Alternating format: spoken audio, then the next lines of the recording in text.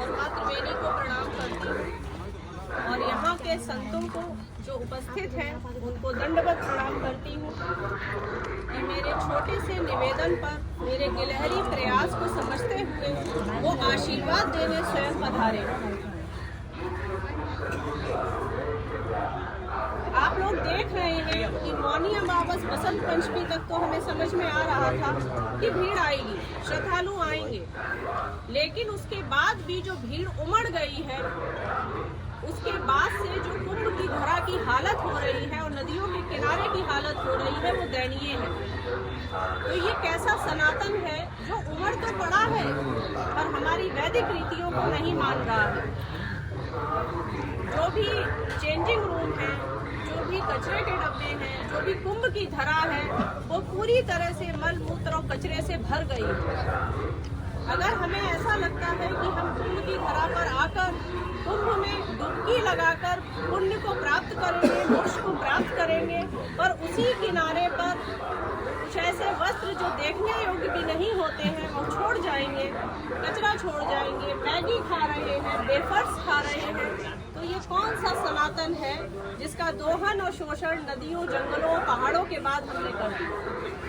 मुख्य रूप से अपनी समस्या को, ये प्रश्न अवश्य आपके मन में आ रहा होगा कि इस समस्या के लिए नागा समागम ही क्यों हुआ, क्योंकि जब बात नागा बाबा की आती है तो हमारे मानस पटल पर एक चित्र उठता है, भस्म रमा के नग्न अवस्था में बैठे एक साधक जो धुना रमा रहे हैं।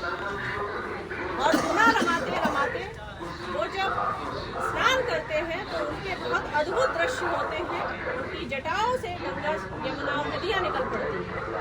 लेकिन इतना भर इतिहास नागा बाबा का या संत समाज का नहीं है। राष्ट्र पर जब प्रहार हुआ अलग अलग धर्मों द्वारा, ब्रिटिश द्वारा, तो ये वो लोग थे, ये वो साधक थे जिन्होंने वस्त्रों को त्याग कर राष्ट्र की रक्षा के लिए आगे आए कि तुम हमसे छीनोगे क्या, हम वस्त्र भी त्याग रहे हैं। और ऐसे लोग जब सब त्याग कर राष्ट्र की रक्षा करने के लिए सर्वप्रथम खड़े हुए, उनको हमने बहुत सीमित दायरे में कर दिया है, धुना रमाता हुआ साधु। और इस कुंभ से एक और बात भी निकली है, चिमटा मारते हुए नागा बाबा। आप उनके क्रोध की परतों को इतना उधेड़ देते हैं कि जो उनकी साधकता, साधुता, सिद्धि प्राप्त करने का समय था वो आपने अपनी मर्यादा तोड़ के उनके आसन को, उनके धुना को, उनके परिवेश में ही प्रवेश कर गए। इसी को मैं धर्म का पाखंड कहती हूँ। तो विशेष रूप से नदियों के संरक्षण के लिए आदरणीय महाराज जी के सानिध्य में मेरा प्रथम निवेदन ये था कि हम नागा समाज को आगे खड़ा करें और मैं उनसे ये निवेदन करूं, आज फिर राष्ट्र पर प्रहार हो रहा है और इस बार प्रहार कोई मुगल नहीं कर रहे हैं, कोई ब्रिटिश नहीं कर रहे हैं, राष्ट्र में के ही कुछ लोग नदियों पर प्रतिघात और प्रहार कर रहे हैं, जो सनातन संस्कृति और धर्म के नाम पर कर रहे हैं। अतः इस बार खतरा अपने ही घर के लोगों से है। तो ये जो भागती हुई भीड़ आ रही है उसमें सनातनी रहे, संस्कृति वाले रहे, धर्म को बचाने वाले रहे, ऐसे लोगों को जागरूकता दिलाने के लिए सिर्फ यही समाज है जो अब खड़ा हो सकता है।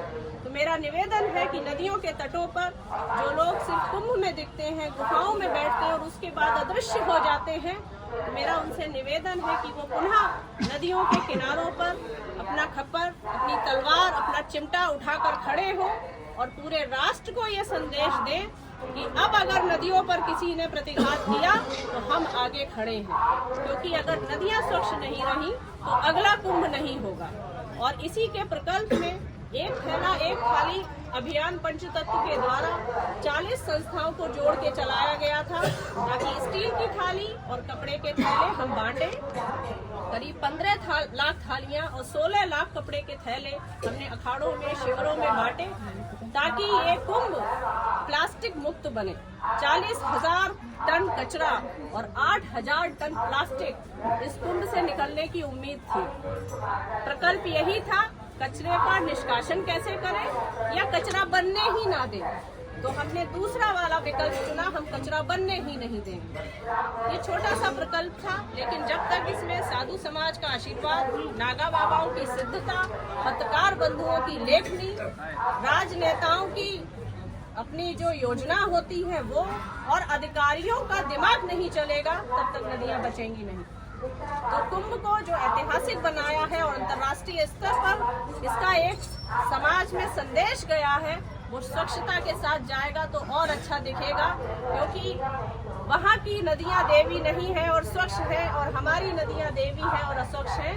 ये बिल्कुल अज्ञानी बात है। ज्ञान में जब केवल ज्ञान होता है तो वो अहंकार बनता है, और भक्ति जब केवल भक्ति होती है तो उसमें विवेक नहीं होता।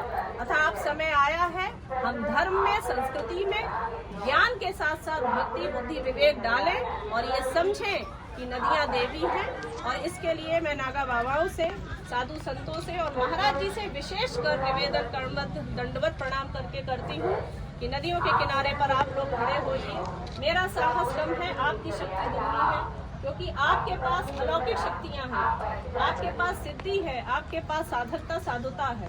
मैं जो काम 1% कर सकती हूँ, आपके खड़े भर होने से वो काम 100 गुना हो जाएगा। तो मुझे मेरे काम के लिए आशीर्वाद दीजिए। भारत माता की जय। ओम नमो नारायण, जय ओम नमो नारायण, हर हर महादेव। शिप्रा पाठक जी का यह संदेश हम सभी ने सुना, यह बहुत ही सराहनीय है, क्योंकि जब गंगा ही नहीं होगी तो हम स्नान करेंगे किस? जब गंगा ही नहीं होगी तो हम तीर्थ जाएंगे कहाँ? जब गंगा ही नहीं होगी तो हम करेंगे क्या? इसलिए गंगा, जमुना, सरस्वती को स्वच्छ रखने के लिए हम सभी को एक बार भरपूर प्रयास करना होगा, जिससे हमारी जो गंगा मैया है, जमुना मैया है, वो स्वच्छ दिखे और उसका जल पीने योग्य हो।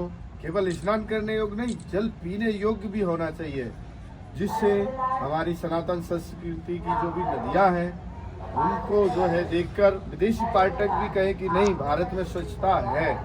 क्योंकि गंगा या जमुना में हम जाते हैं तो आप देखेंगे वह जल पीने योग्य बिल्कुल भी नहीं। जो कि हरिद्वार से गंगा चलती है, हरिद्वार में आप जाएंगे तो आप उसको जो है बोतल में भर के, गिलास में भर के पी सकते हैं, लेकिन वही गंगा कानपुर से निकलते हुए प्रयागराज तक इतनी गहरी हो जाती है कि उसके जो है केवल स्नान करने योग्य, वो भी केवल आस्थावान व्यक्ति ही करता है, हर कोई उसमें स्नान भी नहीं करता है। इसलिए